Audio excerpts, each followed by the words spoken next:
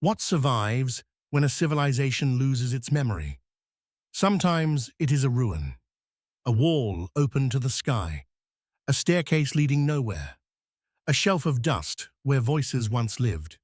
But sometimes what survives is stranger than stone, a rumor, a fragment, a silence so precise it begins to feel intentional. History is often described as a record of what was preserved. Just as often, it is the shadow cast by what was taken away. Across centuries, libraries have burned, archives have vanished, and sacred texts have slipped from public reach.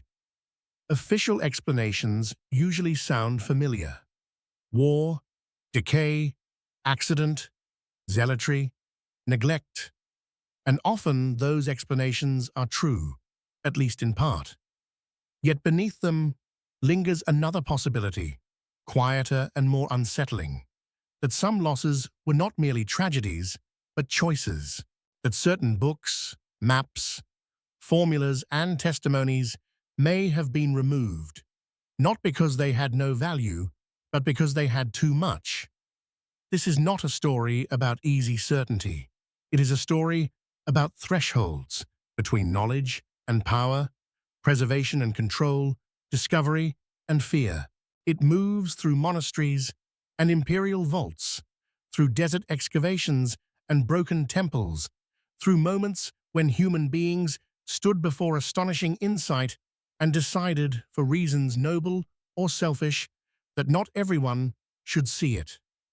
In every age, institutions have claimed to guard truth. In every age, they have also shaped it. A manuscript can be hidden as effectively as it can be burned. A people can be praised for their culture while being stripped of their science. An archive can remain intact, yet disappear from the world.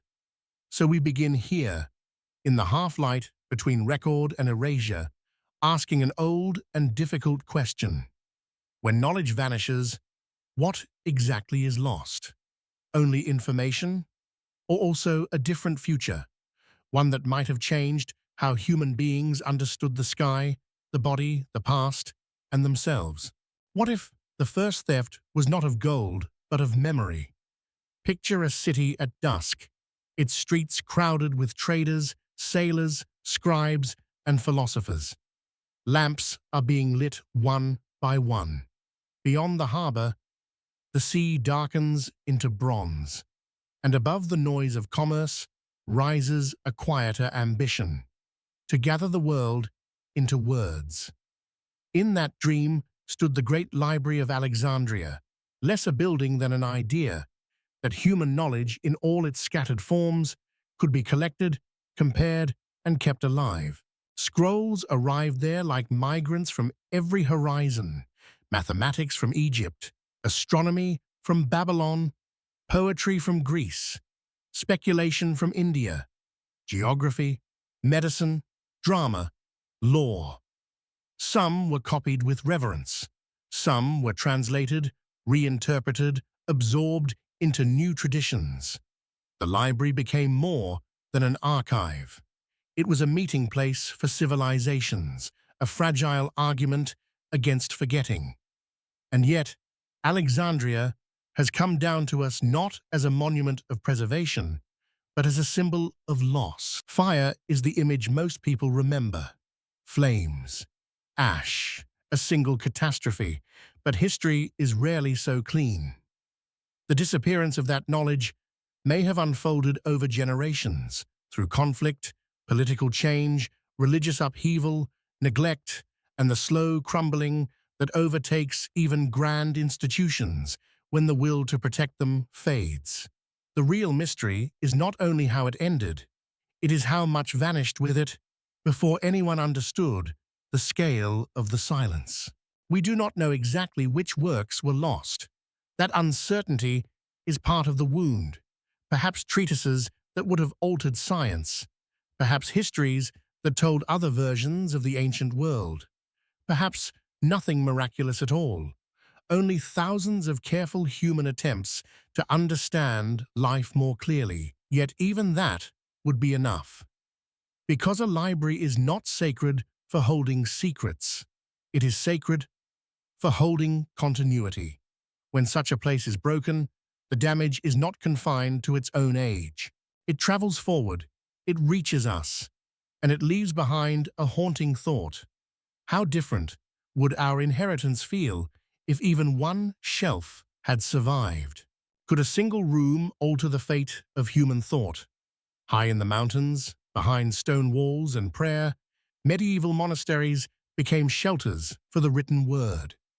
In scriptoria, lit by winter light, monks bent over parchment for hours, sometimes years, copying line after line in ink made from ash, metal, and patience. Their work appears humble to us now, but in those quiet rooms, civilizations were being filtered. What the future would remember often depended on what one small community chose to preserve. Many texts survived because someone believed they were worth the labor. A dialogue from antiquity, a manual of healing herbs, a philosophical argument that had already outlived empires. But preservation was never neutral. A manuscript copied is a manuscript endorsed. One left to decay may disappear as completely as if it had been burned. In that sense, loss did not always arrive as violence. Sometimes it arrived as selection. There is something deeply human in this. No archive can keep everything. Every generation edits the past, even when it claims merely to protect it. Yet the monasteries also reveal a more complicated tension. Alongside devotion lived caution. Some writings were seen as dangerous, unstable, or spiritually compromising. Pagan science, heterodox theology, political testimony, local knowledge passed outside approved channels.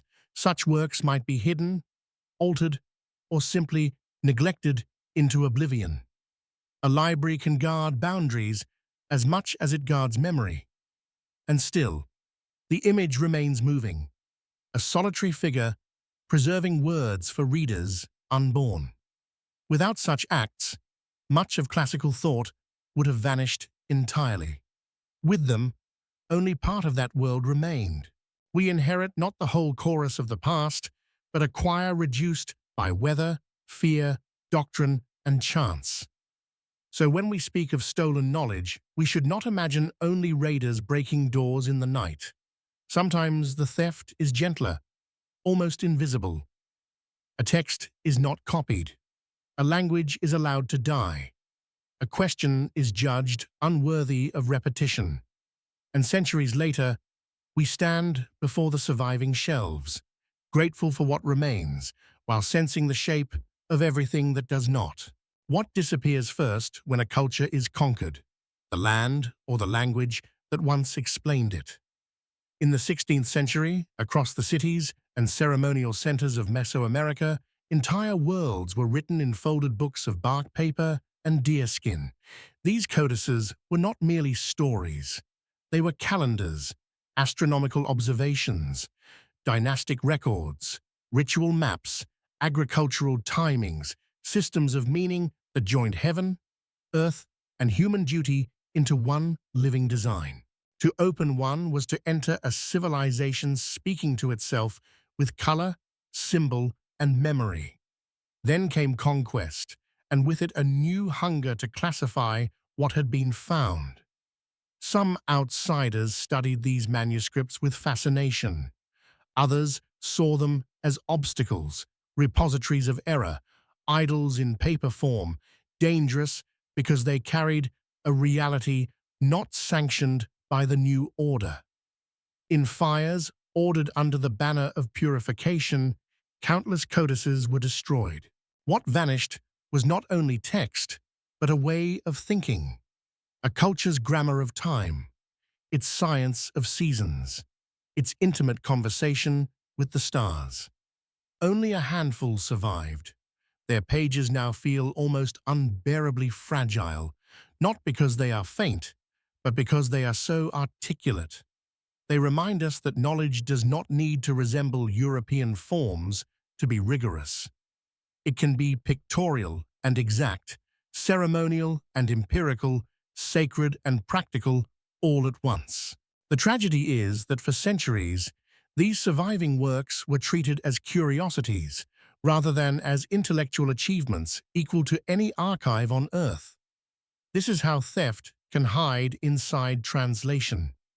A people's records are removed from their context, their meanings flattened, their wisdom renamed as myth, while the conqueror's framework is called history. The books may endure in museums or private collections, yet the living continuity around them is broken. What remains becomes artifact instead of voice, and so the question deepens. When one civilization judges another's memory unworthy of survival, is it destroying the past alone? Or is it narrowing the future as well, teaching humanity again and again to mistake unfamiliar knowledge for absence and silence for proof that nothing important was ever there? What knowledge can be hidden in plain sight, carried not in books alone, but in stone, measure, and design? Imagine entering an ancient temple just after sunrise. The air is cool.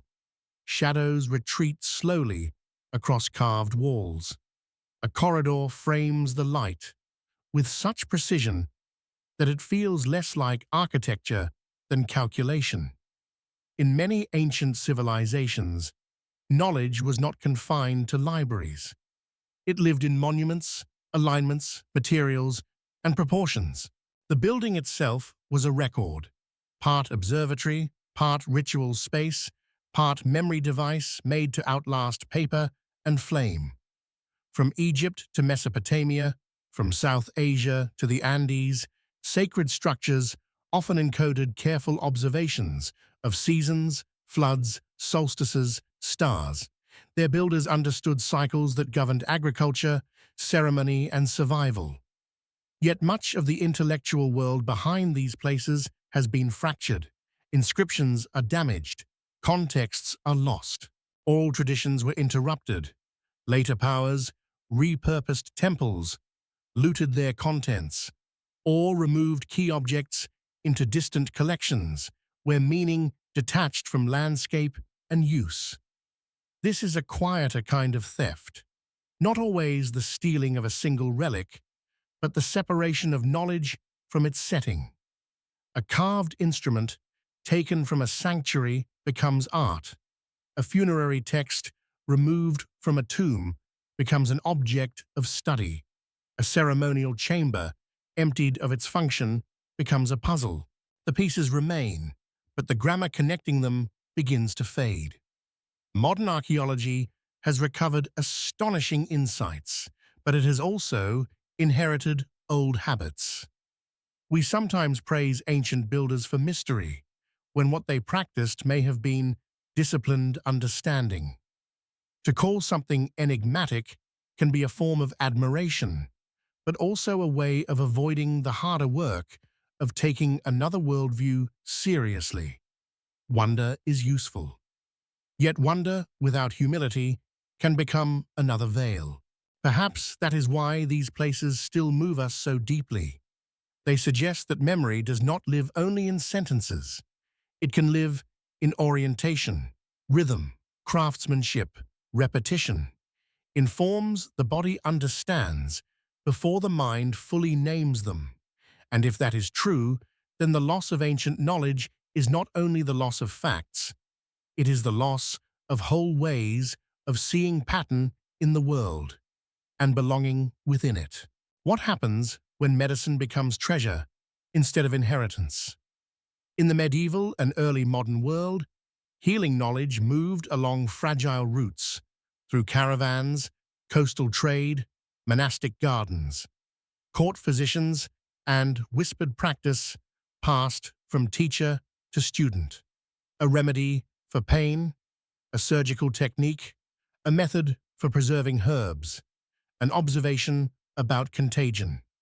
None of these belonged to one culture alone. Medical understanding was cumulative, braided from Greek, Persian, Indian, Arab, African, Chinese, and indigenous traditions. It traveled because human suffering traveled with it. But medicine has always lived close to power. Rulers wanted the best physicians. Armies needed treatment. Empires valued botanical knowledge that could be turned into wealth. As a result, healing texts were often collected, guarded, translated selectively, or removed from the communities that had developed them. Libraries prized famous names, while local knowledge, especially knowledge carried by women, healers, midwives, and oral tradition, was dismissed, criminalized, or absorbed without credit. What survived in writing sometimes did so only after it had been detached from the hands that made it useful. There is a haunting irony here. The art of healing depends on exchange, but institutions have often treated it as property. Manuscripts disappeared into private collections. Colonial expeditions catalogued medicinal plants while disrupting the societies that understood them best. Practical wisdom was stripped of ritual, language, and ecology, then reintroduced under new authority. A cure might endure, while the culture that nurtured it was told it had contributed nothing scientific at all. And yet the history of medicine also offers one of humanity's most generous truths. People have always tried to save one another. Across distance and belief, they observed the body with tenderness, fear, and discipline. They experimented, failed, remembered, adapted. The stolen library in this sense is not only a room of books, it is every broken chain of care. So we are left with an unsettling question. When knowledge of healing is hoarded, renamed, or removed from its human roots, what is lost beyond authorship? Perhaps trust, perhaps reciprocity, perhaps the older understanding that wisdom was never meant to make us masters of one another, but caretakers of our shared fragility. Can a map be more dangerous than a weapon? Spread across a wooden table, an old chart can look almost tender. Inked coastlines, constellations in the margins, notes from travelers who measured distance by stars, currents, and fear. But maps have never been innocent. They do not simply describe the world. They decide which world matters, who belongs inside its borders, and what may be taken once a route has been drawn. For centuries, geographic knowledge was among the most valuable forms of intelligence a civilization could possess. Sea lanes, mountain passes, seasonal winds, river systems, hidden harbors, these were not abstractions. They shaped trade, warfare, migration, and survival. In many empires, such information was guarded with extraordinary care. Pilots memorized routes instead of writing them down. Court cartographers worked in secrecy. Foreign charts were copied, seized, or bought at immense cost. To steal a map was to steal leverage over the future. Yet maps also conceal another kind of loss. When colonial powers expanded across oceans, they did not arrive in empty spaces. They entered landscapes already known in intimate detail by those who lived there. Indigenous roots, names, astronomical bearings, and environmental knowledge often guided expeditions, whether openly shared or quietly extracted. Later, those same lands were redrawn in imperial language, as though understanding had begun only when it was documented by the conqueror. The theft was not just territorial, it was epistemic. A people's knowledge of place was appropriated, translated into authority, and used to govern them. This matters because geography is never only about land, it is about relationship. To know a coastline is to know storms, fish migrations, sacred sites, burial grounds, stories attached to rocks and water. Once that knowledge is separated from the community that holds it, the map becomes flatter, even when it becomes more precise. And perhaps that is why old charts still move us. They remind us that every path across the earth is also a path through memory. The question is not only who first discovered a place, it is who was allowed to name it, keep it, and claim that knowledge as their own. In the history of maps, as in the history of libraries, power often begins by deciding whose orientation counts. What if the stars were once read with more patience than we now give them? On clear desert nights, long before electric light softened the sky, astronomy was not a specialized science set apart from ordinary life. It was woven into agriculture, navigation, ritual, and timekeeping. People watched the heavens because the heavens mattered. A star's return could signal planting. An eclipse could reorder belief. The movement of planets offered both practical guidance and profound unease, reminding human beings that they lived inside a cosmos of pattern, not convenience. Across Babylon, Egypt, India, China, the Islamic world, Mesoamerica, and elsewhere, sky watchers recorded motions with astonishing care.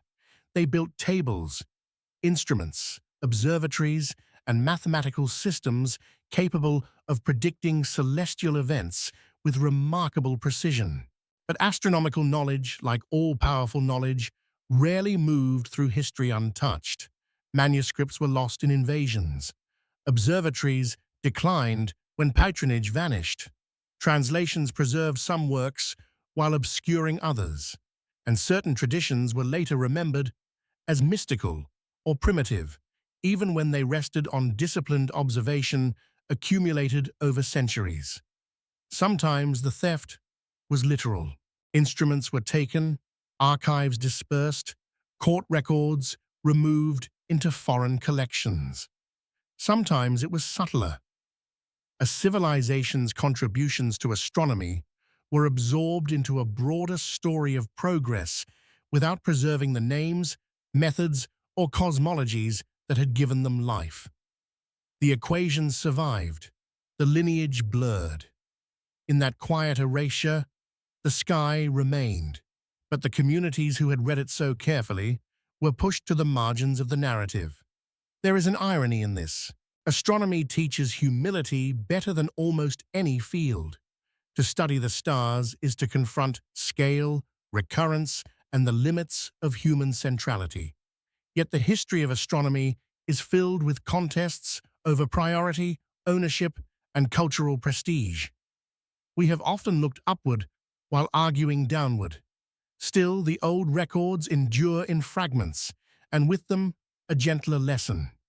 Human beings, separated by language and continent, kept lifting their eyes to the same lights and asking the same questions. Where are we? What returns? What governs change?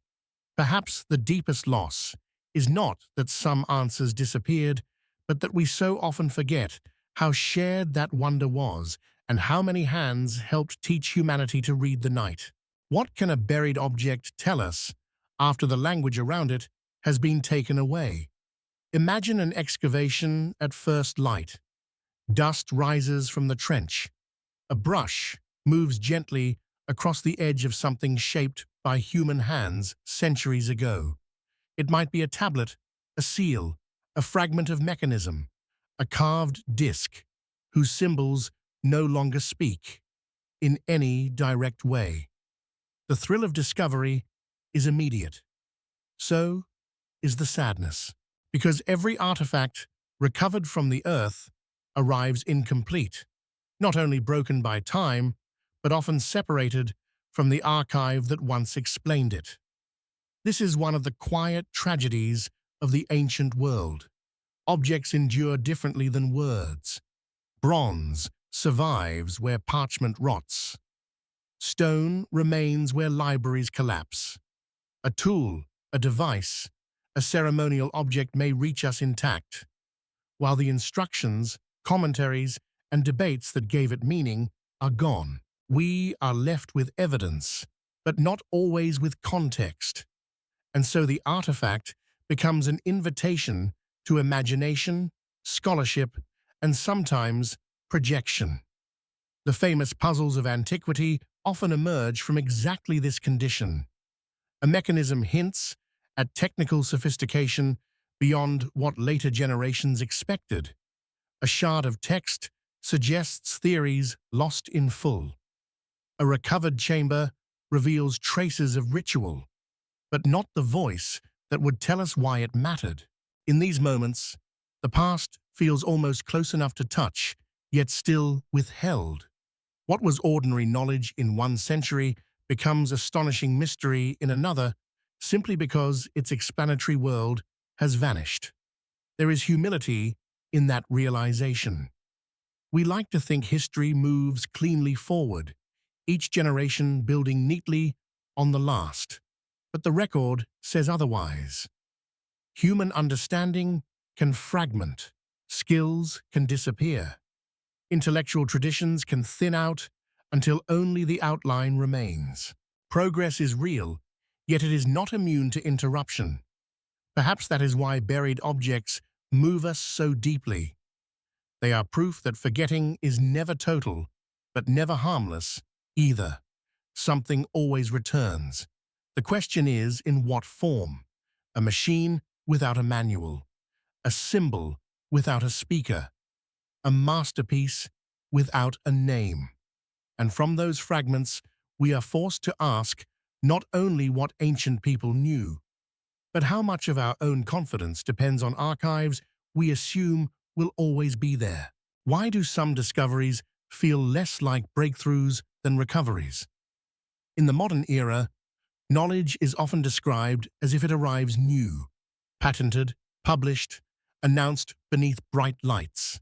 But many so-called discoveries carry an older echo, a principle rediscovered after centuries, a medicinal property long known outside the academy, a mathematical insight once held in another language, another archive, another way of reasoning about the world. The future, it turns out, sometimes advances by stumbling onto what the past had already understood. This is especially visible in moments when forgotten manuscripts resurface or overlooked traditions are taken seriously at last. A text found in a monastery changes the history of philosophy. A cache of documents reveals scientific continuity where historians once assumed rupture.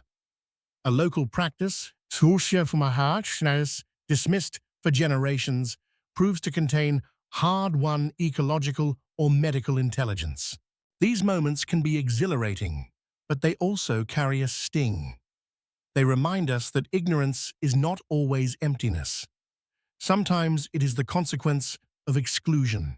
The pattern repeats with unsettling familiarity. Knowledge held by marginal communities is ignored until institutions validate it. Techniques are extracted from cultural context and reintroduced as innovation. Ancient accomplishments are praised only after they can be translated into contemporary categories. In each case, recognition arrives, but belatedly and often without restoring the dignity of the people who preserved the insight through centuries of dismissal. Still, there is hope in the act of recovery. To recover is not merely to retrieve facts. It is to widen memory, to admit that history of knowledge is larger, more entangled, and more human than the tidy stories we inherit. Recovery asks us to trade the myth of solitary genius for a humbler truth. Understanding is collective, and often survives because unnamed people keep carrying it through darkness.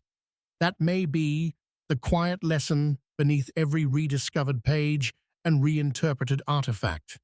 Nothing valuable returns unchanged. It comes back filtered through loss, translation, and time. Yet its return matters precisely because it unsettles certainty. It asks whether progress is only invention or also remembrance. And it leaves us with a question both simple and difficult. How much wisdom is still waiting, not to be created, but to be recognized? Who gets to decide whether a text is dangerous? In every age, Societies have drawn invisible lines around acceptable knowledge. Some boundaries are practical, some are moral, some are born from fear. A manuscript can challenge theology, unsettle political authority, disrupt commerce, or simply invite people to think in ways institutions cannot easily control. That is why censorship has rarely appeared as pure destruction. More often, it presents itself as guardianship, an argument that certain ideas must be hidden for the good of the many. Picture an archive with locked cabinets, or a forbidden shelf in a monastery, or a state collection accessible only to a chosen few. The books are still there. Their survival offers a kind of comfort. Yet concealment can wound history almost as deeply as fire. A sealed text cannot influence the culture around it. A restricted map cannot broaden common understanding. A suppressed testimony cannot correct the official story. Knowledge withheld may endure physically while disappearing socially, which is another form of erasure. This is especially true when power claims the right to distinguish wisdom from threat. Sometimes the judgment is sincere. A society may fear chaos, blasphemy, unrest, misuse, but sincerity does not prevent harm. Once an institution believes it alone can mediate truth, it begins to narrow the conditions under which truth may be encountered. Curiosity becomes suspicion. Complexity becomes danger. The public is treated not as participant in understanding, but as a force to be managed. And yet the impulse to protect knowledge is not always cruel. Certain teachings have indeed been guarded out of reverence, or because they require context, discipline, or ethical restraint. The problem begins when protection hardens into possession, when stewardship becomes monopoly, when access depends less on readiness than on obedience. Then the archive stops being a bridge between generations and becomes a gate. Perhaps that is the enduring tension at the center of every hidden library. Human beings know that ideas matter. That is why they preserve them. It is also why they fear them. The real question is not whether knowledge has power. It always has. The question is what kind of society we become when that power is hoarded, and whether truth can remain alive for long when too few are permitted to touch it. What is lost when memory itself becomes portable, fragile, and endlessly reproducible? Today, the image of a stolen library no longer belongs only to antiquity. It belongs to hard drives, cloud servers, scanned archives, password-protected databases, and cultural records translated into code. We live in an age that promises near total preservation. A page can be copied 1,000 times in an instant. A manuscript, once locked in a single room, can be viewed across continents. At first glance, this seems like the end of loss, and yet the digital archive has introduced new forms of disappearance. Files become unreadable when formats decay. Servers fail. Institutions collapse. Data is erased deliberately or buried beneath systems too vast for ordinary people to navigate. Information can be made abundant and inaccessible at the same time. In some ways, the modern world has solved the problem of copying while deepening the problem of attention, custody, and trust. There is also a subtler danger. When knowledge is detached from place, ceremony, and community, access alone does not guarantee understanding. A digitized text may survive beautifully while the language needed to interpret it grows rare. A cultural record may be visible online, even as the descendants of its makers lose authority over how it is displayed, translated, or monetized. Preservation, in other words, can still repeat older hierarchies. The archive may be open, but not necessarily just. This is why the story of stolen knowledge has not ended. It has changed medium. The questions remain familiar. Who controls the record? Who is credited? Who is forgotten? Who gets to interpret what survives? The tools are newer, the stakes strangely ancient. We are still deciding whether memory is a commons, a commodity, or a weapon. Perhaps that is the paradox of our moment. Never before has humanity stored so much of itself so efficiently. Never before has forgetting felt so strangely possible in the midst of abundance. A civilization does not preserve itself merely by saving data. It preserves itself by sustaining meaning, access, context, and care. Without those, even an infinite archive can begin to sound like silence. What if the deepest secret hidden in lost libraries is not a forbidden fact, but a lesson about ourselves? By now, the pattern is familiar. A manuscript disappears. A temple is emptied. A map is copied without its makers. A medicine is preserved while the healers are forgotten. Again and again, knowledge survives unevenly, rescued in fragments, altered in transit, praised in one language after being dismissed in another. At first, this seems like a story about the past, but slowly it reveals itself as a mirror, because every age inherits two responsibilities at once: to remember and to choose what remembering means. We are never only the beneficiaries of old archives, we are also their editors. What we catalogue, digitize, restore, translate, fund, teach, and protect will shape how future generations imagine us. They may know our inventions. The more important question is whether they will know our values. There is something sobering in that thought. We often imagine stolen knowledge as dramatic and remote, locked in vanished chambers or carried off by empire. Yet loss can begin in quieter ways, through indifference, underfunding, arrogance, narrow education, the casual belief that whatever does not serve the present need not be carried forward. A culture does not have to burn its libraries to diminish them. It only has to stop believing that complexity deserves patience. And still, there is cause for hope. Across the world, archivists, scholars, translators, community elders, curators, and descendants are rebuilding broken continuities. Languages are being revived. Provenance is being questioned. Objects are being returned. Silenced contributions are being named again. None of this restores the past completely, but restoration was never the only goal. The deeper work is ethical. It asks whether we can become better ancestors than some of those who came before us. So perhaps the final mystery before the ending is this: not what vanished, but what kind of memory human beings are capable of building now. One that hoards, ranks, and extracts, or one that recognizes knowledge as relationship between peoples, generations, and ways of seeing. In that choice, the old libraries are no longer ruins behind us. They become a quiet test placed directly in our hands. So where does this leave us?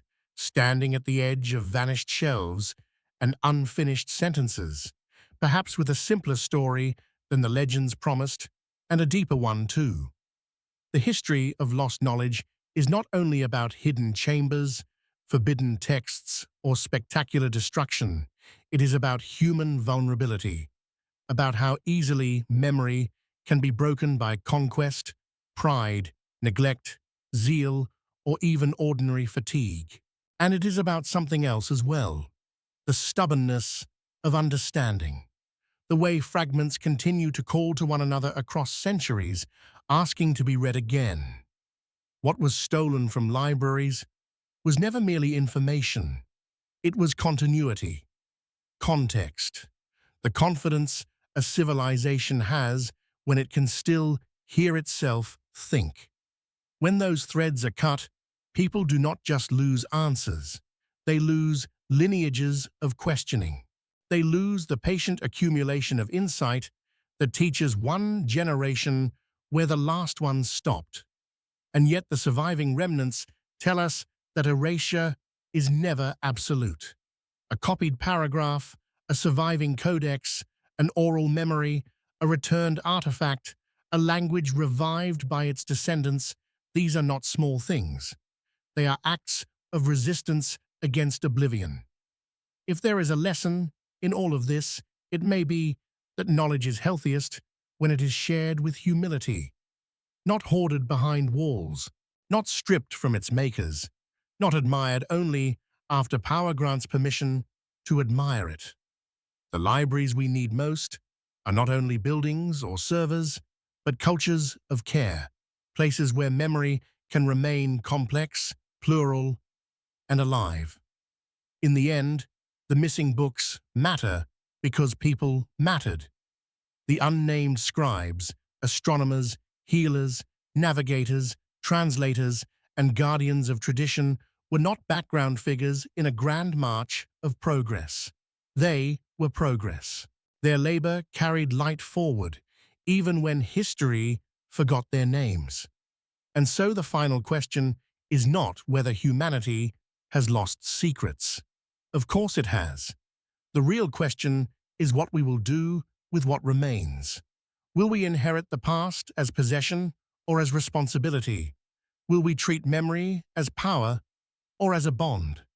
Somewhere between the ruin and the archive, the answer is still being written.